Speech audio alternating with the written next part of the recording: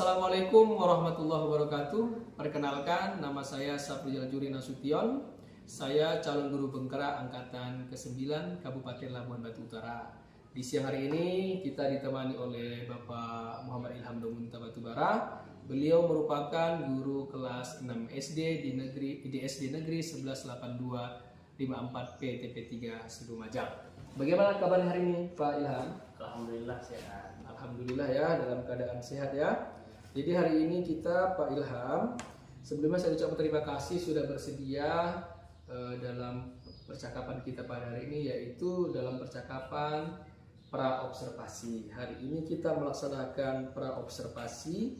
Nantinya kita akan melaksanakan supervisi akademik, di mana tujuannya yaitu untuk mengetahui atau mengevaluasi pembelajaran yang akan diterapkan nantinya di dalam kelas.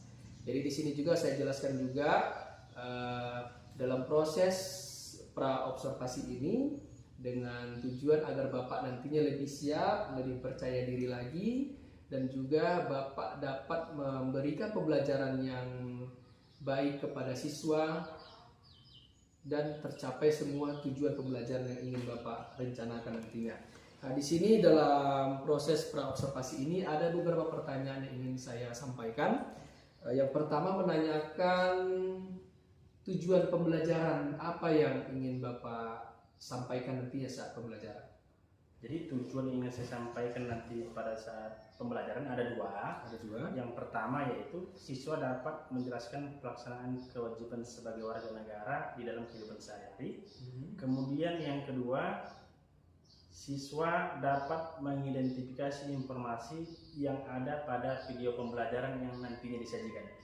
Ada dua tadi Pak. Yang pertama, siswa dapat menjelaskan pelaksanaan kewajiban sebagai warga negara, dan yang kemudian yang kedua, siswa dapat mengidentifikasi informasi dari video nanti yang Bapak sampaikan. Ya. Kemudian bagaimana area pengembangan yang ingin Bapak capai atau yang ingin Bapak observasi? Jadi pengembangan yang ingin saya observasi, yang ingin saya capai nanti ada dua. Yang pertama itu pengetahuan, dan yang kedua adalah keterampilan. Dan untuk pengetahuannya itu siswa dapat mengidentifikasi kewajiban sebagai warga negara.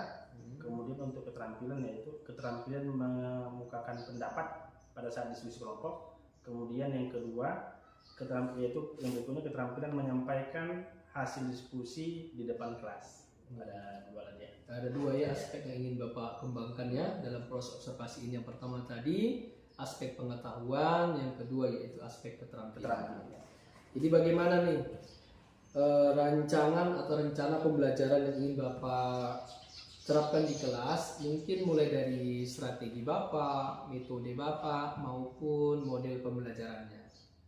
Jadi strategi yang ingin saya terapkan nanti dalam proses pembelajaran yaitu problem based learning, kemudian model pembelajarannya problem based learning, serta metode yang ingin saya terapkan nanti yaitu diskusi kelompok, tanya jawab, dan juga ada penugasan. Artinya di strategi dan model tadi yang Bapak terapkan yaitu dengan model atau strategi PBL ya. Kemudian metodenya tadi diskusi ya, tanya jawab, kemudian dan penugasan. Ya. Untuk pertanyaan selanjutnya, bagaimana dengan media pembelajaran apa yang ingin Bapak persiapkan dalam proses pembelajaran nantinya? Jadi untuk media ini saya mempersiapkan LKPD, video pembelajaran, gambar, dan tentunya juga menggunakan InFocus dan laptop untuk mempermudah penayangan video. Iya.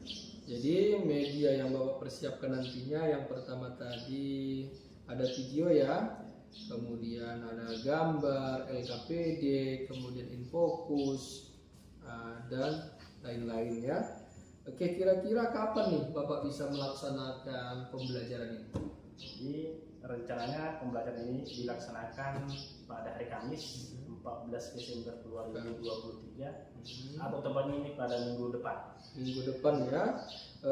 Saya pertegas lagi pertanyaannya, ini di kelas berapa nih Pak? Di kelas 6. Di kelas 6. Berarti kita akan melaksanakan pembelajaran nantinya di tanggal 14 Desember 2023 di kelas 6 dan di jam ke jam kedua. Jam kedua, oke ya.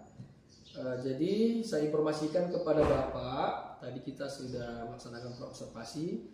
Nantinya pada proses supervisi akademik, Bapak akan melaksanakan pembelajaran di kelas, kemudian saya akan sebagai observer akan mengobservasi apa-apa yang Bapak sampaikan di dalam kelas nanti. Kemudian setelah itu kita ada lagi agenda yaitu pasca observasi, ya, agar Bapak mengetahui nantinya. Kemudian Pak Ilham, kira-kira apa yang Bapak dapatkan dalam percakapan kita pada siang hari ini? Setelah melakukan percakapan pada siang hari ini, tentunya saya mendapatkan gambaran bagaimana nanti perangkat pembelajaran yang akan saya siapkan, termasuk dari strateginya, model pembelajaran, metode pembelajaran, bahkan media apa saja nanti yang akan saya siapkan untuk pembelajaran yang minggu depan. Minggu depan ya, artinya dalam minggu depan Bapak ini sudah lebih siap lagi ya, siap, dan lebih percaya diri lagi ya. Iya, lebih percaya diri dan lebih siap lagi dalam pelaksanaan pembelajaran untuk minggu depan. Jadi sebelumnya terima kasih kepada Pak Ilham sudah bersedia di supervisi ya dalam agenda kita ini. Demikian percakapan pra observasi yang saya laksanakan. Saya ucapkan terima kasih. Assalamualaikum warahmatullahi wabarakatuh. Waalaikumsalam warahmatullahi wabarakatuh. Selamat siang Bapak semuanya. Siang Pak. Bagaimana kabarnya hari ini? Sehat. Alhamdulillah. Jadi sebelum kita mulai pelajaran seperti biasa, mari kita berdoa. Coba doa dipimpin oleh si Rizky ya. Sebelum kita belajar kita doa dulu. Bismillahirrahmanirrahim. Rabbi zidni ilman warzuqni fahman wa amalan sholihan. Amin. Bagaimana, ada yang tidak sekolah hari ini? Hadir semua? Hadir Pak. Jadi ini pada pertemuan sebelumnya kita telah belajar mengenai hak sebagai warga negara. Apa hak sebagai warga negara? Belajar. Hak itu adalah yang harus kita terima. Contohnya apa? Mendapatkan pendidikan, ya kan? Semua berhak mendapatkan pendidikan, ya. Jadi setelah mempelajari hak sebagai warga negara, maka nanti kita akan mempelajari kewajiban sebagai warga negara. Tetapi sebelum kita lanjut pelajaran kita, sekarang mari kita menyanyikan lagu Padamu Negeri, ya. Semua menyanyi ya. Kita ikuti lagu ini.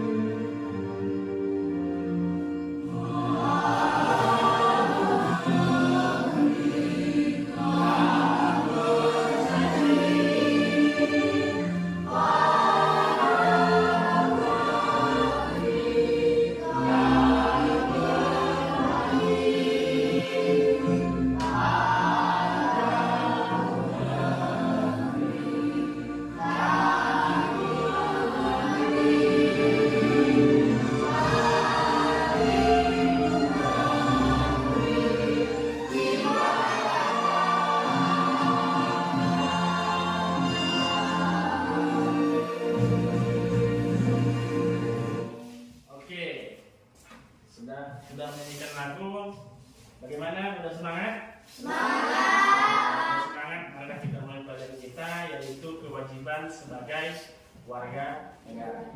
Sebelum kewajiban sebagai warga negara, Bapak akan memperlihatkan beberapa gambar. Ya, lihat gambar di depan Pak. Ya, Bapak tanya ya, coba dari kelompok yang ini, kelompok 1. Yang ini gambar apa? Ngapain orang ini? Orang itu ngapain? Gotong royong. Gotong royong ngapain?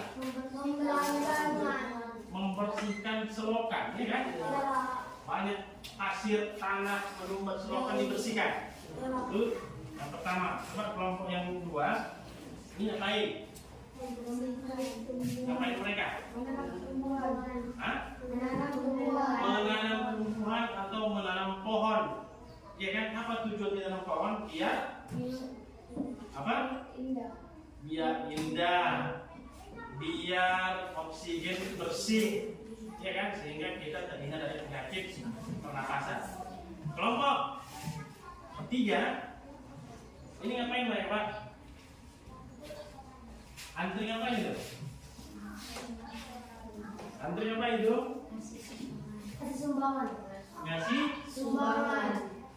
ngasih sumbangan. Dan ini adalah membayar pajak. Ini mereka kantor pajak, membayar pajak, ya. Jadi karena pajak itu adalah kewajiban ya warga negara, pajak PBB gitu. Pajak bangunan. Ini sama-sama yang lain. Yang keempat, orang ini ngapain, Pak? Mereka di sini ronda atau jaga malam. Untuk apa? Menjaga keamanan lingkungan. Jadi inilah contoh-contoh hak, contoh-contoh kewajiban di dalam sebagai warga negara, ya. Kewajiban itu yang harus kita laksanakan. Kenapa kita harus membayar pajak? Karena pajak itu untuk pembangunan negara kita, pembangunan daerah kita. Kenapa kita harus menjaga keamanan lingkungan? Dan lingkungan kita aman dari ada yang mencuri, ya kan? Jadi inilah contoh-contoh dari hak sebagai warga negara. Jadi coba ini yang lain, ada yang memberikan contoh yang lain kewajiban sebagai warga negara ini? Ada yang bisa beri contoh? Coba, ada yang bisa memberikan contoh? Apa contoh lain? Pak Ujang, kewajiban sebagai warga negara. Jaga malam atau ronda tadi sudah, membersihkan lingkungan. Ada yang lain? Bagi-bagi makanan. Bagi-bagi makanan. Itu kewajiban? Tidak ya. Jadi supaya lebih jelas, coba kita lihat dulu tayangan video berikut ini ya. Ini tentang kewajiban. Coba lihat sama-sama. Dengarkan yang bagus ya. Bagian berikut.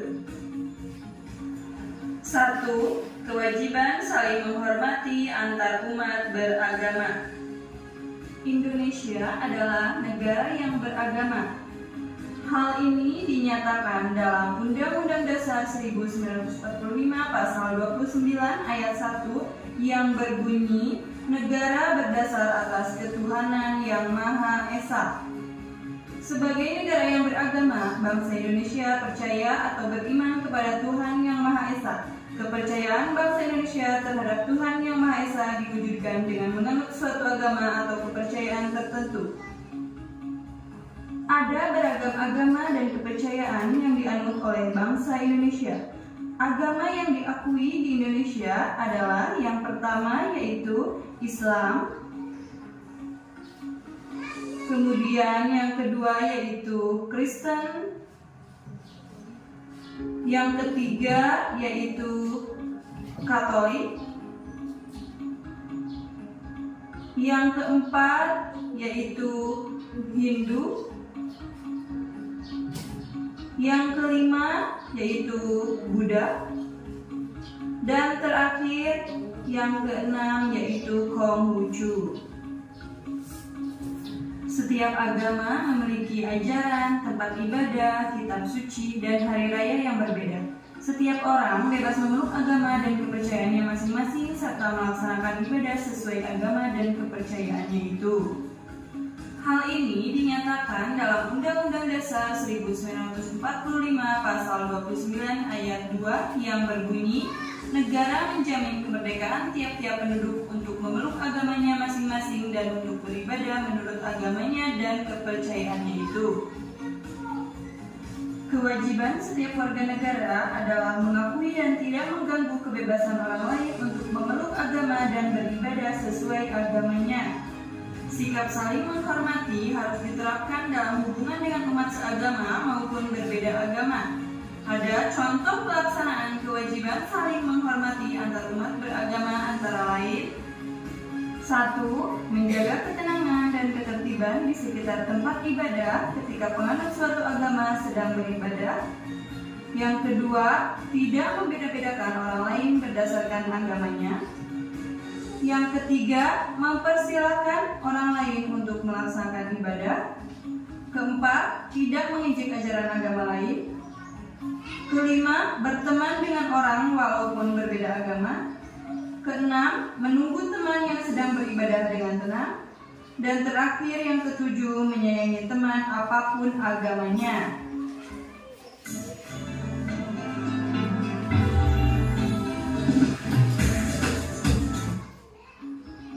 Apabila kewajiban-kewajiban tersebut dilaksanakan dengan baik, tentunya akan memberikan banyak manfaat bagi kita. Manfaat itu antara lain, ibadah dapat dilaksanakan dengan baik, serta kehidupan masyarakat menjadi rukun dan damai. Namun, dalam pelaksanaan kewajiban untuk saling menghormati antar umat beragama, kadang masih kita jumpai orang yang melanggar kewajiban-kewajiban tersebut. Misalnya, membuat kebisingan di sekitar tempat ibadah saat sedang ada pelaksanaan ibadah. Sikap tersebut dapat mengganggu ibadah serta menimbulkan perselisihan antar umat beragama.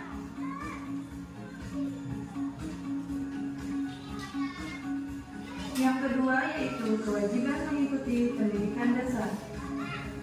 Pada penjelasan sebelumnya, kita telah mempelajari tentang hak untuk memperoleh pendidikan dan pengajaran, termasuk memanfaatkan fasilitas sekolah. Tidak hanya itu, siswa juga memiliki hak untuk mengembangkan minat dan bakatnya.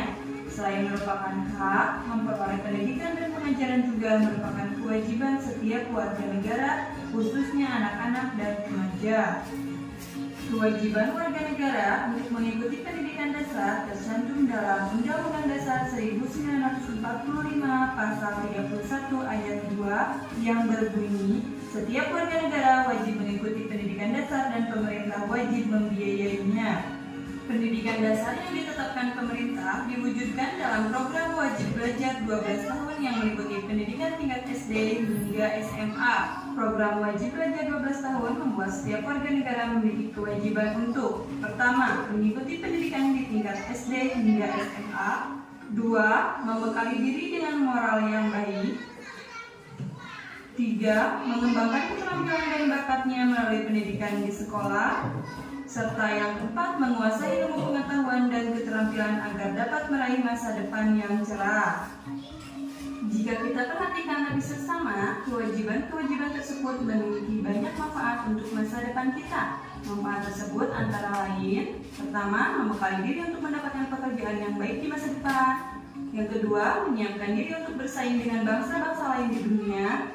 Yang ketiga, membentuk kepribadian yang berakhlak dan bermoral baik. Serta yang keempat, mengikuti kemajuan teknologi seiring perkembangan zaman. Meskipun memiliki banyak manfaat, namun masih ada anak usia belajar yang putus sekolah. Salah satu faktor yang menyebabkan anak putus sekolah adalah karena membantu orang tua bekerja. Padahal, menuntaskan pendidikan dasar sangat penting untuk mendukung anak meraih cita-citanya di masa depan. Pendidikan dasar juga bermanfaat untuk meningkatkan wawasan dan kecerdasan dalam menyelesaikan masalah dalam kehidupan sehari-hari. Yang ketiga yaitu kewajiban menaati peraturan yang berlaku. Undang-Undang Dasar 1945 Pasal 27 Ayat 1 berbunyi, segala warga negara bersamaan kedudukannya di dalam hukum dan pemerintahan dan wajib menjunjung hukum dan pemerintahan itu dengan tidak ada kecualinya. Artinya, setiap warga negara memiliki kewajiban untuk menjunjung tinggi aturan hukum yang berlaku di Indonesia. Menjunjung tinggi aturan dapat dilakukan dengan mematuhi aturan tersebut. Ada beragam aturan hukum yang berlaku di Indonesia. Aturan hukum terdapat di berbagai tingkat pemerintahan. Menurut Undang-Undang Nomor 3 Tahun 2000 mengatur tata urutan hukum di Indonesia, yaitu Undang-Undang Dasar 1945 atau UUD 1945, Ketetapan Majelis Permusyawaratan Rakyat RI atau TAP MPR Republik Indonesia, undang-undang atau UU yang setara dengan peraturan pemerintah pengganti undang-undang atau Perpu, peraturan pemerintah atau PP, peraturan presiden atau Perpres, peraturan daerah atau Perda, dan peraturan desa atau Perdes. Ya, setelah menonton video tadi, kita bisa melihat kewajiban-kewajiban kita sebagai warga negara ya. Yang pertama itu adalah kewajiban menghormati umat beragama. Jadi kan berapa tadi katanya agama di Indonesia ini? Apa aja nih Pak? Islam, Kristen, Katolik, Buddha,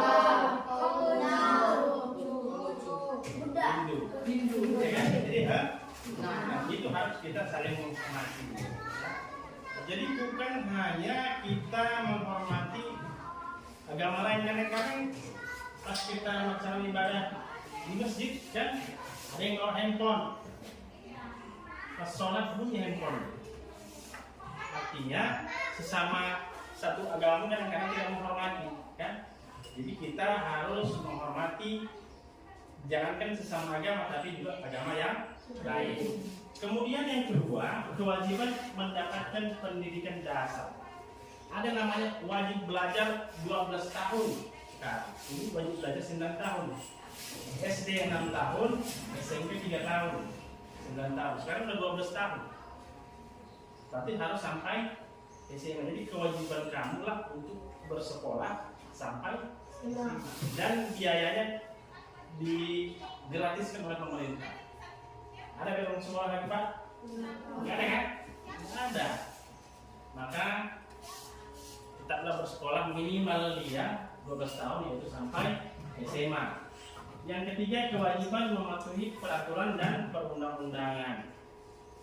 Kita harus mematuhi perundang-undangan. Contohnya apa? Kalau kita naik kereta di jalan, berkendara sepeda motor harus menggunakan helm. Kalau nggak pakai helm ditangkap polisi nggak? Tangkap. Kenapa ditangkap polisi? Karena melanggar peraturan lalu lintas. Ya. Apalagi yang melanggar peraturan? Tidak memiliki surat izin mengemudi atau SIM. Apalagi Pak contohnya yang lain? Yang melanggar hukum, melanggar peraturan perundang-undangan.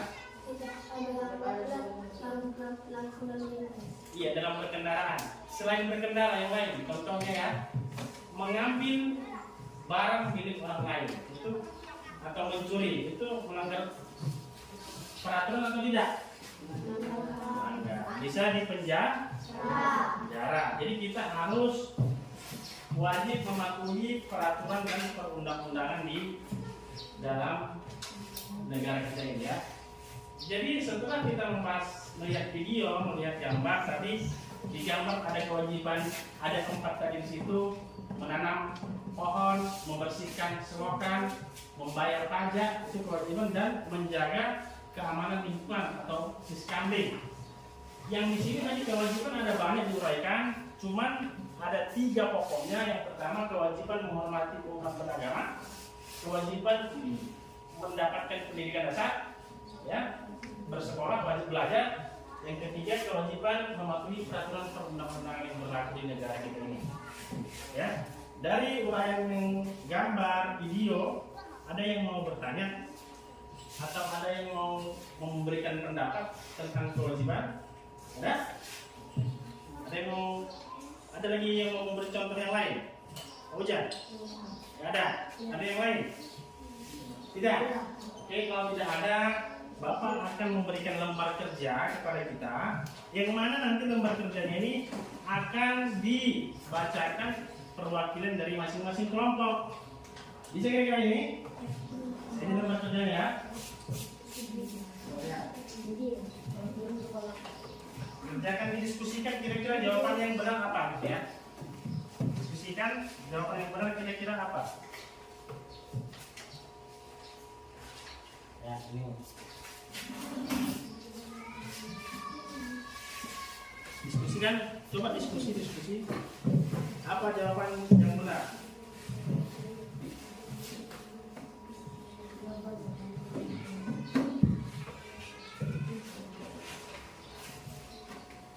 Yang ini dia kan?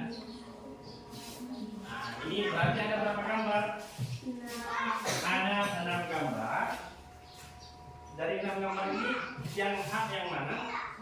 Yang kewajiban yang nomor berapa? Yang hak nomor berapa aja dia? Kewajiban nomor berapa? Paham ya? Bisa kan? Diskusikan sama kawannya, jangan ini kerja kelompok, berdiskusi. Ini jawabannya apa? Bahasan 1. Bahasan nomor 1 kira-kira apa? Coba bagus aja duduknya apa? Ya duduk aja Pak. Ini duduk. Nah, coba bayangkan ini gambar apa ya? Ini yang kamu lakukan, memberikan pendapat. Ya, dalam kelompok berikan pendapat. Kelompok ini diskusi nanti memberikan pendapat. Yang kedua, membersihkan. Yang ketiga, pemilihan umum. Pernah lihat pemilihan umum? Pemilihan kepala desa? Itu hak atau kewajiban? Yang nomor 4? Yang nomor 5? Beribadah. Yang ke-6, mana kewajiban, mana hak. Hak yang harus kita lakukan, hak yang harus kita terima, ya. Kewajiban yang harus kita lakukan. Kalau dalam agama Islam, ya, kewajiban kita sebagai beragama Islam apa misalnya? Melaksanakan sholat 5 waktu, itu kewajiban kan, harus kita laksanakan. Itu kewajiban. Ya diskusikan dulu, diskusi aja kalau berdiri apa? Alhamdulillah. Di situ ada langsung jawab, nanti yang membacakan satu ke depan ya. Perwakilan satu kelompok 1.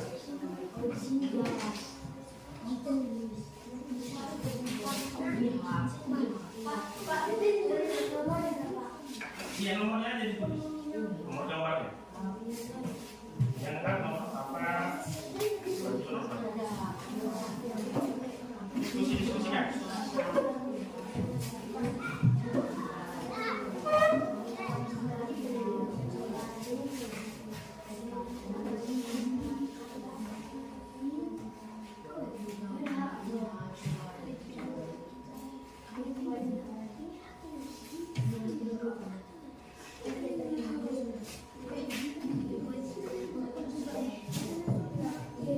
Yang nomor 5 ini beribadah. Sholat, ya kan? Beribadah itu hak atau kewajiban.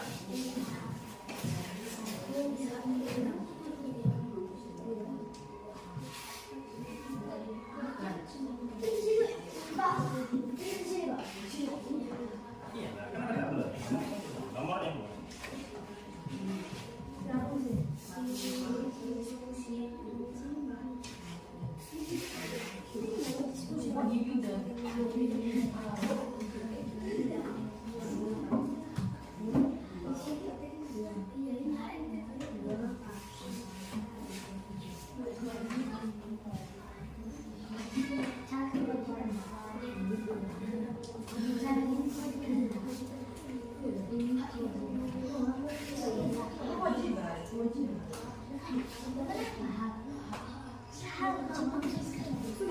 Ini beribadah menurut agama masing-masing.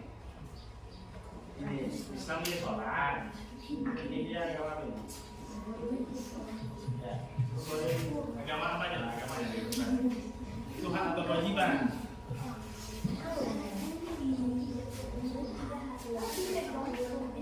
Nggak usah pada titik, coret aja posisi itu. Ya.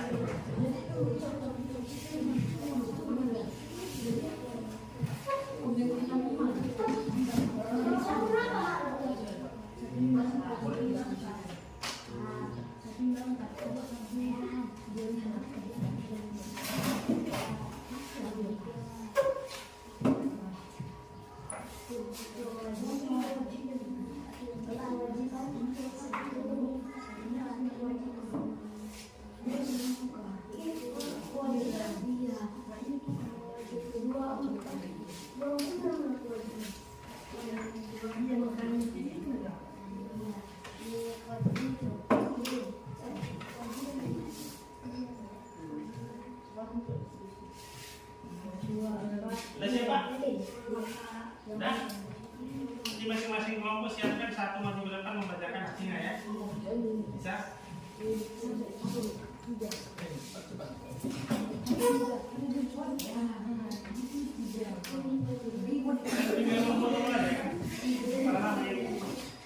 Udah ada yang siap? Ada yang siap? Kelompok mana yang mau maju? Tuan, perwakilan satu orang. Maju ke depan. Ya.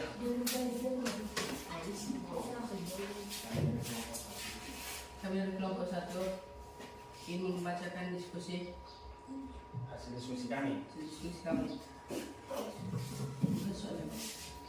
Langsung ada yang termasuk A adalah gambar. Termasuk A adalah gambar 1, Ya. kemudian ketiga dan keempat. Yang ke satu gambar apa ya? Ke-1 memberi pendapat. Yang ketiga. Ketiga memilih pemilihan umum. Oke, yang ke 4 apa? menanam pohon. Oke. Yang kewajiban. Kewajiban 2, 5 dan 6. 2 itu bergotong royong. Ya. 5 beribadah Ya. dan 6 berupacara bendera. Oke.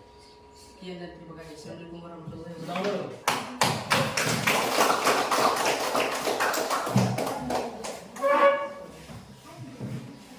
Ada lagi? Apanya kalau sini yang kayak tadi kan? Ya, yang Kalau lain. mana? Nanti dah, jangan malu-malu, ya. Sebutkan namanya, sebutkan namanya kelompok ini. Satu lah, masuk keluar. Sebutkan nama-nama saya adalah nama saya yang bersama.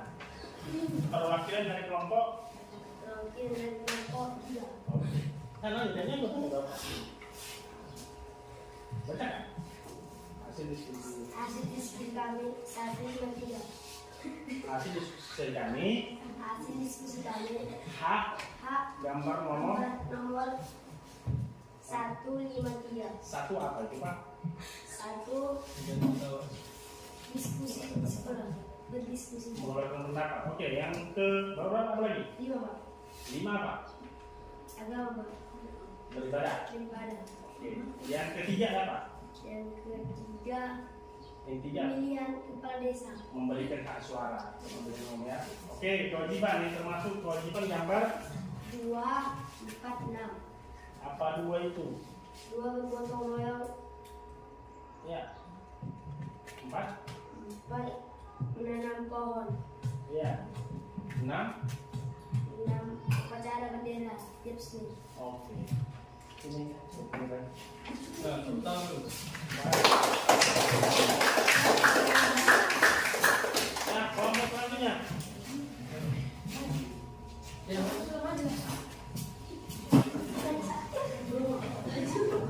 Assalamualaikum warahmatullahi wabarakatuh.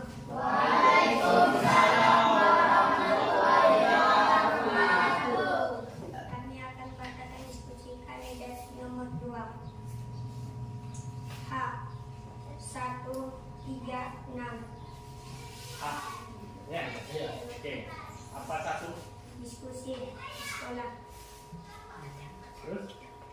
3 pemilihan umum. Ya. 6 upacara bendera. Oke.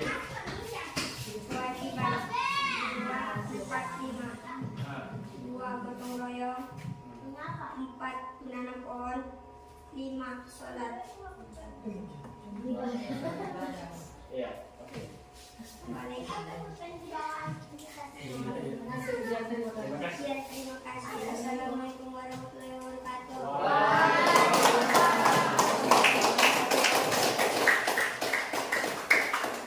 Sudah ya? Sudah.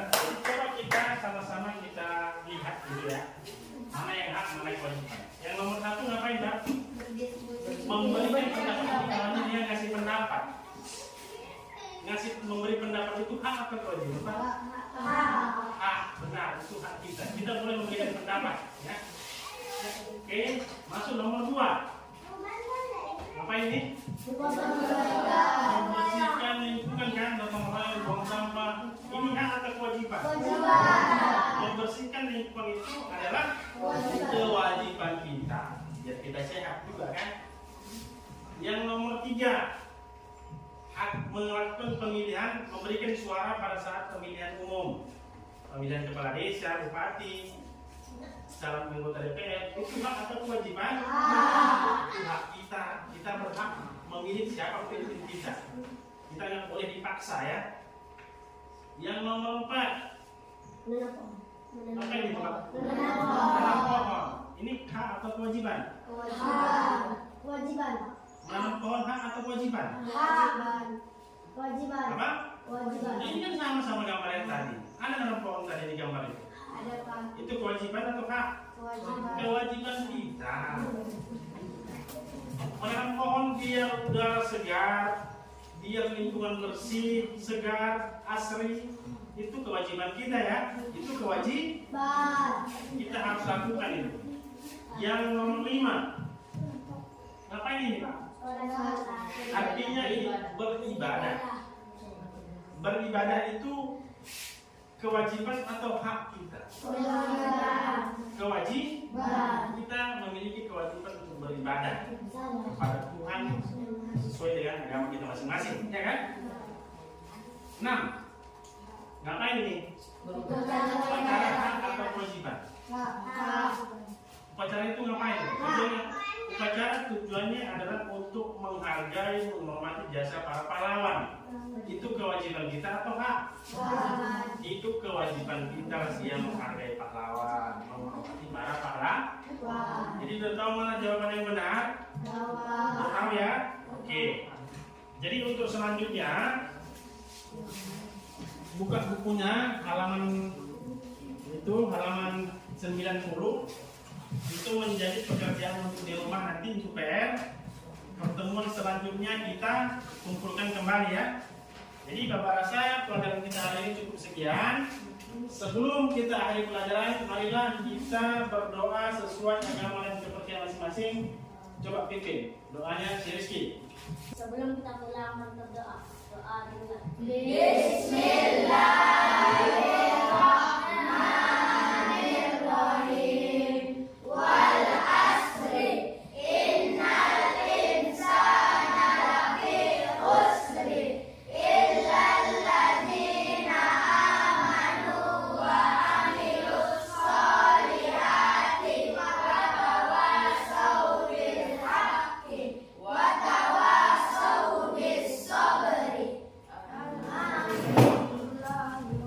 Assalamualaikum warahmatullahi wabarakatuh. Jumpa lagi bersama kami dalam proses pasca observasi. Saya Safrizal Juri Nasution, calon guru penggerak angkatan ke-9 SD Negeri 11854 PTP 3 Sedumajang, Kabupaten Labuan Batu Utara. Kita ditemani oleh Bapak Muhammad Ilham Damunta Batubara, guru kelas 6 di SD Negeri 11854 PTP 3 Sedumajang, Kabupaten Labuan Batu Utara. Selamat siang Bapak Ilham, bagaimana kabarnya hari ini? Selamat siang, alhamdulillah sehat. Alhamdulillah sehat ya. Dalam proses pasca observasi ini, saya akan mengajukan beberapa pertanyaan kepada Bapak, di mana sama tujuan dari awal itu, yaitu kita melaksanakan dari supervisi ini agar kita mengetahui atau mengevaluasi tentang pembelajaran yang kita laksanakan di dalam kelas tadi. Jadi saya mulai dari pertanyaan yang pertama, bagaimana sih perasaan Bapak setelah beberapa tahapan yang kita laksanakan tadi, mulai dari pra-observasi, kemudian dan observasi tadi yang di dalam kelas? Tentunya setelah melalui 2 tahap sebelumnya, saya merasa puas dan juga sedikit ada grogi juga, canggung, karena mungkin selama ini saya tidak pernah direkam dan tiba-tiba ada direkam pakai video. Mungkin itu yang membuat agak canggung sedikit. Sedikit canggung Pak ya, karena direkam ya. Oke ya, tadi sudah Bapak ceritakan perasaan Bapak. Sekarang bisa nggak Bapak ceritakan kembali pada saat proses pembelajaran tadi ya, di mana Bapak tadi mengembangkan ada 2 aspek tadi ya. Yang pertama pengetahuan, kemudian tadi keterampilan keterampilan, dan tahapan-tahapan yang Bapak laksanakan pada saat pembelajaran tadi. Jadi yang pertama untuk tahapannya ini sesuai dengan RPP. Di situ ada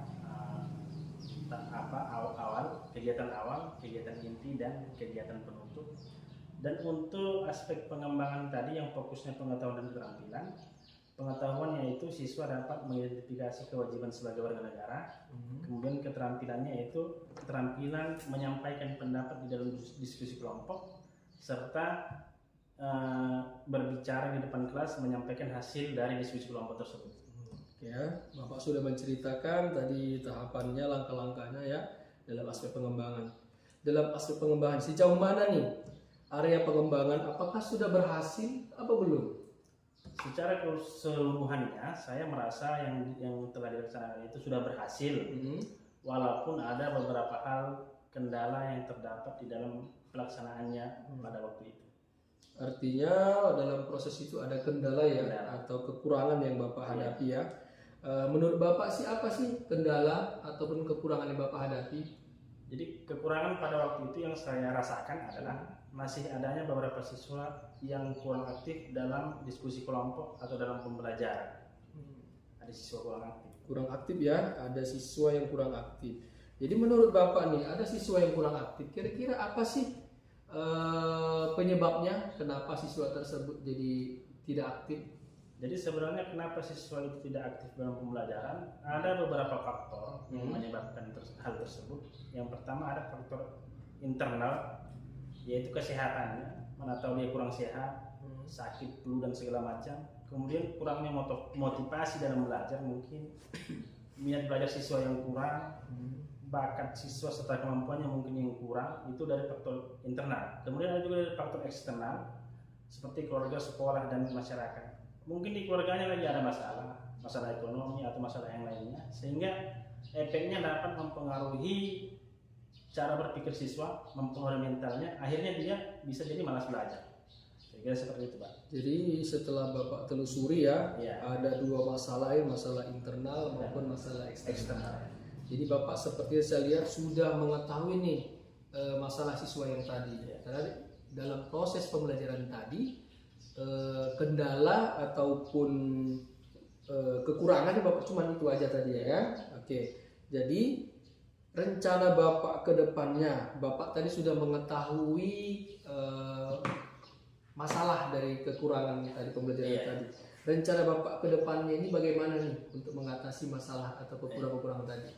Tentunya setelah melakukan pembelajaran kita dapat mengetahui kekurangannya. Setelah mengetahui kekurangan kita mencari solusinya bagaimana. Dan untuk kedepannya tentunya kita harus melihat dulu kondisi anak yang tadi kurang aktif itu. Bagaimana kesehatannya, motivasinya, atau masalah keluarganya kah. Jadi kita memang harus melakukan tanya jawab atau observasi kepada seluruh siswa dulu sebelum kita melakukan kegiatan pembelajaran. Oke ya, berarti tindakan yang Bapak lakukan yaitu melakukan observasi kepada siswa sebelum melaksanakan pembelajaran untuk mengatasi masalah ataupun kekurangan atau kendala-kendala yang Bapak hadapi tadi ya. Itu sudah sangat bagus Pak ya. Jadi rencana tadi udah, kemudian Bapak sudah mendapatkan solusi dari kendala tadi, dan kira-kira nih kapan nih bisa Bapak terapkan nih? Karena saya rasa kan Bapak udah mengetahui nih kekurangan dia. Kira-kira kapan nih bisa Bapak laksanakan pembelajaran yang terbaik yang menurut Bapak tadi? Jadi karena ini memang sudah akhir semester, udah mau bagi rapat juga, mungkin ini bisa dilaksanakan di awal semester yang baru yang akan datang. Pelaksanaan. Berarti di awal semester nanti di ajaran baru di semester kedua ini Bapak sudah terapkan ya. Dan Bapak kan saya rasa udah bisa ya. Terima kasih Pak ya Bapak Ilham. Untuk penutup dari pembicaraan kita hari ini, saya ingin menanyakan terakhir nih pertanyaan sama Bapak. Bagaimana nih perasaan Bapak setelah kita tadi di awal tadi melaksanakan pra-observasi, kemudian Bapak mengajar yaitu dengan kita melakukan observasi, dan setelah terakhir tadi kita melakukan pasca observasi. Coba bisa Bapak ungkapkan perasaan Bapak. Tentu saya merasa sangat senang dan bahagia karena bisa saling bertukar informasi juga, berbagi ilmu. Dan secara pribadi saya dapat mengetahui di mana kekurangan-kekurangan saya dalam mengajar selama ini. Artinya untuk kedepannya kekurangan-kekurangan itu setelah melakukan kegiatan ini kita bisa memperbaikinya, yang nanti hasilnya dapat membuat siswa belajar dengan lebih aktif lagi, sehingga hasilnya nanti juga lebih maksimal dari sebelumnya. Jadi saya rasa itulah yang dapat saya harapkan. Ya, sama-sama kita berharap dalam proses supervisi akademik ini bisa bermanfaat bersama kita dua, saya juga berbagi informasi juga kepada Bapak, saling bertukar pikiran juga ya. Harapan kita bersama supervisi akademik ini terus berlanjut ke depannya dan kita terapkan kepada teman sejawat yang lainnya supaya meningkatkan kualitas pendidikan kita di sekolah. Oke, terima kasih. Saya ucapkan kami sudah melaksanakan yaitu proses mulai dari awal yaitu supervisi akademik, di mana di tahapan yang pertama dari pra observasi, observasi dan pasca observasi. Saya dari CGP Angkatan ke-9 Kabupaten Lampung Utara mengucapkan ribuan terima kasih. Assalamualaikum warahmatullahi wabarakatuh.